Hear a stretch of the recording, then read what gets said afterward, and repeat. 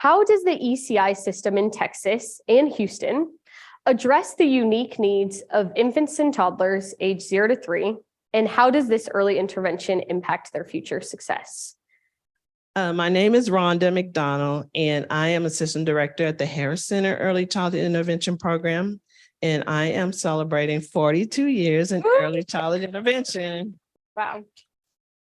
So Serena had asked us to think about our takeaway from this morning. And the thing that stuck with me was do it you and not to you. Mm-hmm. And that really reflects ECI. I felt like that is kind of the core of what we do in early child intervention, is that we partner with families, and in a general kind, I feel like in a general kind of community, that's unique, because in a lot of settings where people are receiving services, it's usually something is done to you to fix you, and I see it in the comments from the survey, from parents, because they come with a different idea about ECI, not knowing what it's like and what's going to happen. And then to come in and us saying, well, you are the expert. We need your information. Tell us about your family. Tell us what you need. Tell us what your goals are and how we can help you facilitate that, right? And so that's so foreign. And it's I think it's uncomfortable for families too at first, because we're asking them to do something that's different, and we want to engage with them and relate with them. And the focus of the service is on the relationship they have with their child. So the focus is, like we talked about coaching, is that we're going to coach the parent. So the parent is actually the recipient of the service, where we are actually helping the parent gain skills that then they can help their child learn. So it's not so much we are going to manipulate their child and do something to them to fix them, or they can go take a nap while we play with their child. It's really that we need them to be part, and we want them, like that's a whole premise around services, is that they are going to be part of this service. That is really for them and their child together and their family, because the impact that we make on that parent impacts everybody in the family and that relationships they have. So I see, that is not easily explained, out in the community. And if a doctor says, oh, go to ECI and get therapy, mm-hmm. right? And in any other person's mind, therapy is like, somebody's going to do something to fix the situation, like going to fix my child. Or if you think of yourself going to get therapy, somebody's going to fix something. They're going to manipulate your leg or foot or something, and it's going to be all better. Mm-hmm. Well, you come to ECI, that's not the case. So it's really different. And so really, I think it's just getting that information out and helping parents to understand that, and understand how the services work, and that we are really there for them, and that everything comes from them, that we don't do it with our information, but the information comes from them. Mm-hmm. Hello, I'm Sharon Mott, and I'm the Transition and Outreach Coordinator for ECI of Easter Seals Greater Houston. And I have been with ECI for 38 years. So, oh my. It gets in your heart. And I can tell you that whenever I started out as a special ed teacher in the Austin Independent School District, and I started with teenagers with pre-voc skills, and I taught 3 to 5-year-olds. And I kept thinking, if I could just get them younger and get the mm-hmm. parents involved. And then I found ECI, and oh, happy day. I found it because it is unique. I think that's the key word, is the children are unique, the families are unique, but our services are unique to that family. And it isn't so much what we do ourselves, it's what we do together with the families. I know it can be really intimidating, when we first go in, and our expectations of the parent becoming involved with our sessions. But what it is we're not there to add stress. and to have them try to find more time. What we do, and the beauty of ECI, is that we're going to look at what are you already doing? What are you doing through your daily routines and activities? And what we want to do is build in these strategies and techniques that you can be doing all throughout the day.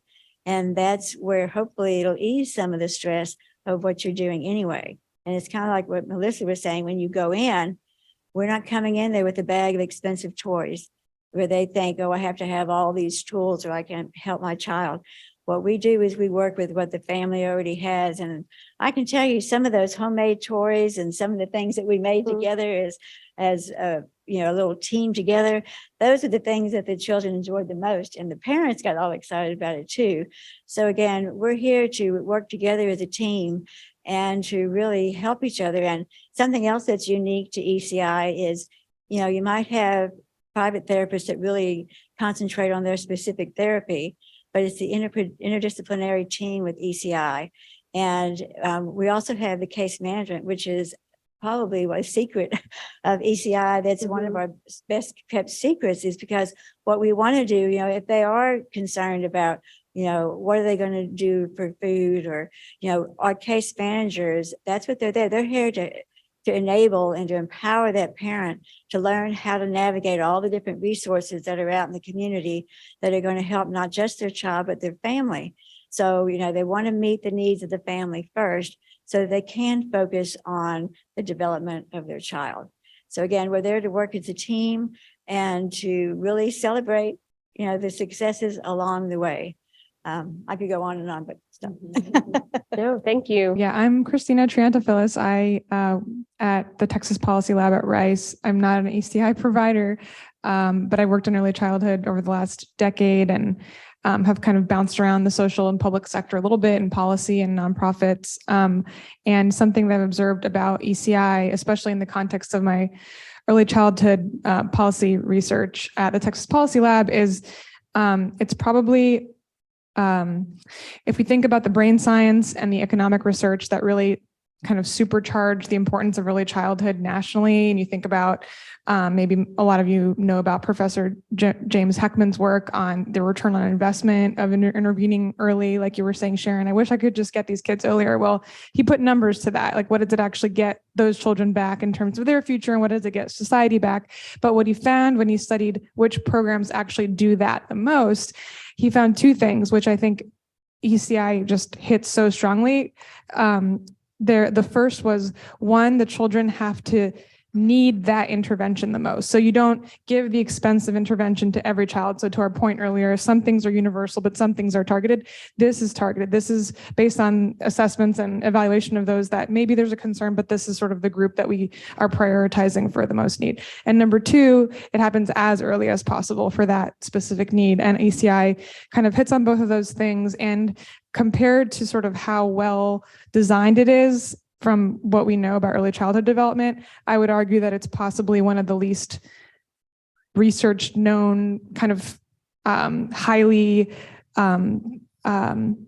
just on the tip of people's tongues in terms of knowing what it is, compared to sort of how well it hits those things. And one of the last points on here, how does this impact their future successes? Well, I think a lot of us might intuitively have an answer to this, but one of the things that we're working on at the lab is actually measuring this for the state of Texas. And the state ECI program has really kind of, I just want to give them a big kind of kudos to saying, we know this program is special. We're going to be vulnerable and go through the kind of heartache of data sharing agreements and get all of the information on hundreds of thousands of kids served in this program kind of out there to you all, to then link with education records and health records to sort of see how do these children who got ECI compared to very similar children who didn't qualify, were just on the borderline of eligibility in terms of their future success, and how can we really measure that, elevate that. Speaking with a lot of policy people and legislators, those kinds of questions are on their mind, and these kind of answers aren't necessarily readily available in Texas and even nationally about ECI. Whereas with Head Start, early Head Start, home visiting, a lot of the other programs that are a little bit more in the early childhood ecosystem or in the easily accessible sphere, those have been, well, a little bit better documented, a little bit better research, a little bit more specificity around what returns and outcomes we can expect. So. Hey, everybody. My name is Tammy Miller, and I'm with the Health and Human Service Commission. So when you think of ECI superstars, yeah, you think of Sharon and you think of Rhonda, because they're truly the ones out there, that family connection. So I'm in that state office. We're here really to support them and support families. And I think that them, along with Christina, have clearly answered the question, but I want to point out one little thing that we worked with a lot of families, and I think families are the core. And I recently had a presentation I had to do for leadership, and they said, please explain why the value of ECI, but you have 1 minute. And I was like, no way. So I went to one of our parents and I said, help me do this. And she said, okay. And what she said was, when my child came home, I was overwhelmed. And I just had no idea how we were going to make it through life. This is very complex issues. And I learned from my therapist that we can try anything. We might not can do it, but we can certainly try it. That child is now 14. The mom didn't think she would walk. The child is a gymnast. She's in cheers. She's in all kinds of activities. She's in regular school. And what that mom says is that her therapist taught her that she can try anything. And it's worth trying it, that her child is just as valuable and just as competent as any other child. And I think that's one of the unique things that ECI brings, is that empowerment to parents to give them the skills, because when we're done at 3, our relationship's kind of over. We may see you in the community, but that parent is with that child for their life. And so really working to empower those parents and help them to find their value. I think that's what makes it useful in the beginning, but I think that's that long term. They don't lose that. They carry that through life.